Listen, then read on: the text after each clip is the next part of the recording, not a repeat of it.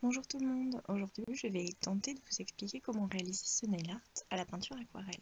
Pour cela il vous faudra du vernis, de la peinture aquarelle, du top coat, un pinceau fan brush, un petit pinceau de détail, des strass et des demi-perles, de la peinture aquarelle bien évidemment, de l'eau, du sopalin.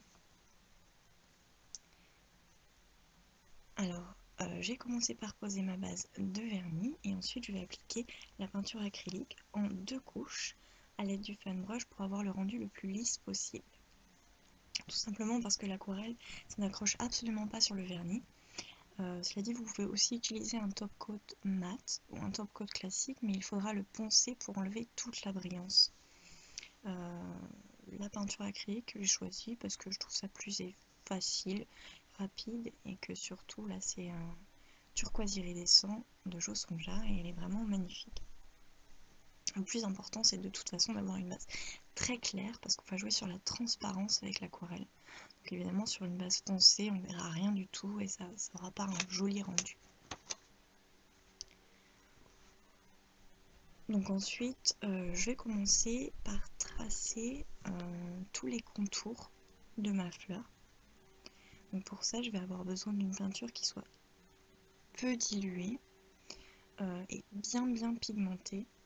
Alors pour cela je mouille bien mon pinceau pour humidifier l'aquarelle et je viens en fait frotter mon pinceau après sur le bord qui est un petit peu moins humide du godet pour récupérer un petit peu plus de matière. Et là j'ai plus qu'à tracer. Donc le cœur est pas forcément très net, mais vu que je mettrai des strass à la fin c'est pas trop gênant. Et si vos traits sont un petit peu plus épais à certains endroits c'est pas grave. Après lorsqu'on vient remplir en faisant le dégradé, on peut réussir à affiner les contours. Donc ensuite je vais faire le dégradé. Donc pour ça je vais mouiller beaucoup plus la peinture aquarelle pour qu'elle soit beaucoup plus diluée. Et ensuite je vais poser vraiment une goutte à la base du pétale. Puis je rince et j'essuie vraiment bien mon pinceau. Et je fais alors des genres de petits cercles en étalant la peinture. Pas évident à expliquer. Voilà, en étalant la peinture, je prends vraiment un tout petit peu de matière à la base et je viens l'étirer sur l'extérieur. Donc il suffit d'un petit peu d'entraînement, ça vient assez rapidement. Et puis surtout si vous mettez un petit peu trop de peinture, bon, bah vous essuyez bien votre pinceau sur le sopalin et vous venez absorber l'excédent. Ça se répare assez facilement. Donc une fois que j'ai fait mes 4 pétales, je vais refaire exactement la même chose pour ce que j'appelle les interpétales. Donc les tout petits pétales jaunes que je vais faire entre chaque pétale. Donc je refais exactement la même chose, on rince bien le pinceau évidemment avant. Mais cela dit, on peut aussi faire des mélanges de couleurs. Ça c'est après comme vous voulez. Donc là je refais exactement la même chose, il n'y a rien de sorcier. Je fais 2 petits traits pour former un triangle.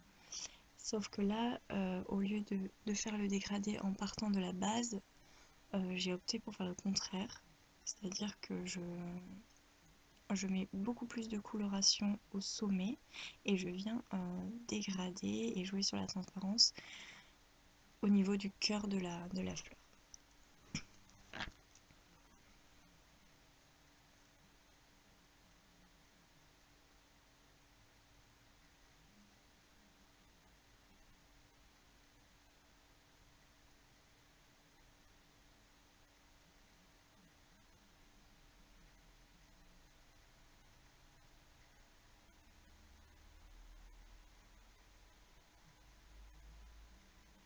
Voilà, donc là je continue en faisant toutes mes fleurs. Je les pose vraiment de façon aléatoire. Faut que ce soit une vue d'ensemble, voilà, assez répartie quand même. Pas mettre tout d'un côté. Mais voilà, ils sont pas obligés d'être droites. C'est un petit peu comme ça vient.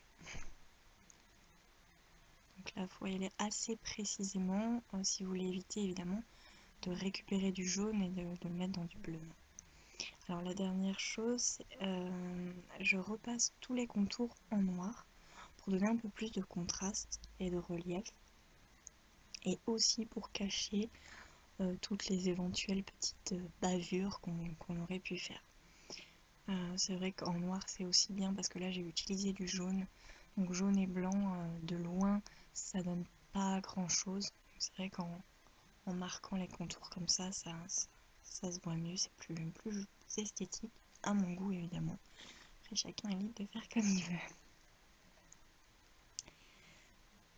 Alors le gros avantage de la peinture aquarelle, c'est vrai que ça, même si vous faites des petites erreurs, ça va se rattraper facilement. Donc là, une fois que les fleurs sont terminées, je fais tout ce que j'appelle les décors supplémentaires pour habiller un petit peu le reste de la capsule. Donc là, j'avais commencé avec le même dessin que sur mes ongles, et puis en fait, ça m'a pas plu. Donc l'avantage, c'est que voilà, un petit peu d'eau sur un coton-tige, on efface, et puis on recommence.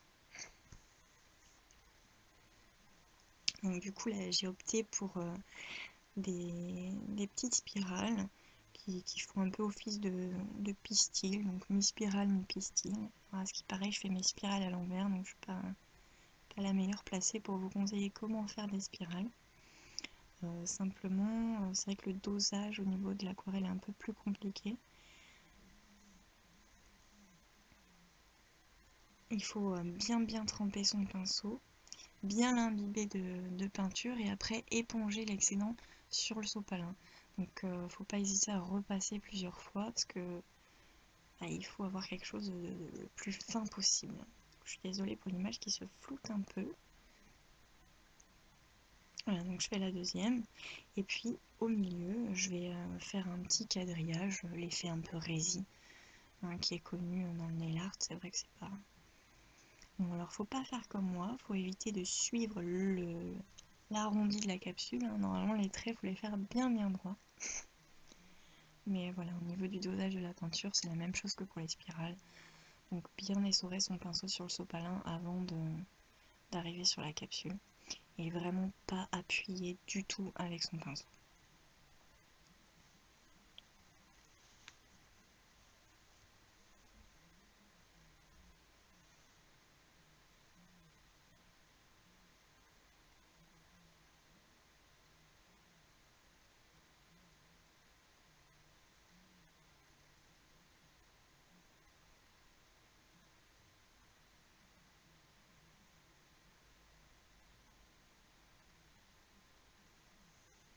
Donc une fois que c'est terminé, là je vais aller vraiment tremper et un peu appuyer sur la peinture aquarelle pour faire un petit pâté au bout de mon pinceau. Donc c'est un petit peu humide mais c'est pas trempé du tout, hein. Elle a un petit peu commencé à ressécher à nouveau pour faire des petits points. Vous pouvez aussi utiliser un notting tool, hein, c'est plus facile et mieux fait. Ensuite je rajoute quelques petites virgules pour habiller encore un peu la fleur. Donc c'est aussi possible avec la peinture aquarelle, hein. Simplement voilà, il faut peu d'eau, beaucoup de matière, donc il faut que ce soit quand même un petit peu humide, mais que ça fasse un petit peu un côté pâte à modeler au niveau de la texture. Et puis bah, je viens poser mon pinceau et puis j'écrase pour faire l'arrondi. Donc là après on en met où on en veut, autant qu'on en veut. Voilà. Donc là je vais prendre un petit peu de top coat, des strass, donc là c'est des strass ronds argentés classiques, hein, qu'on trouve un petit peu partout. Et une petite lime parce que je me sers de l'embout pour aller récupérer mes petits strass. Donc je les fais bien tomber avant pour pas batailler et réussir à en attraper un une fois que le top coat est sec. Je fais pareil avec mes deux perles. Et là, voilà, c'est pareil, je vais les poser vraiment de façon aléatoire pour essayer de combler un peu les trous de la capsule et d'habiller. Et enfin, je mets beaucoup de top coat. Là, il faut vraiment, c'est important, ne pas laisser de trous nulle part sur vos ongles, parce que c'est vrai que l'aquarelle, bon, bah, ça s'efface à l'eau. Donc, première l'amendement, il ne faut pas que tout disparaisse. Donc voilà, j'espère que ça vous a plu et je vous dis à vos pinceaux.